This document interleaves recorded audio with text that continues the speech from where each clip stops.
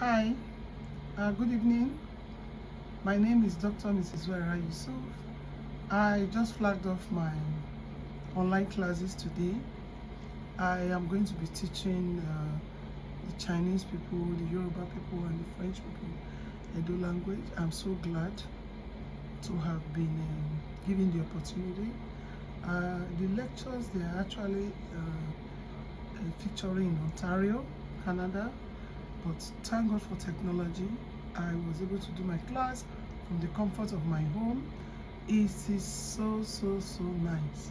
I'm so glad to be in this team, and subsequently we hope that everybody will be able to speak, read, write, pronounce and talk in Edo language. Thank you very much for giving me this platform. Ontario people, I say hooray.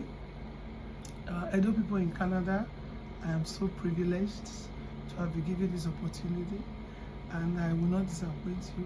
It's a 12 weeks lecture, and the chief host, she's a Yoruba lady from Nigeria, and I will be your Edo language teacher for the next 12 weeks.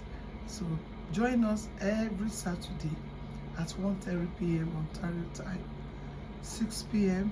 Nigeria, 6:30 p.m.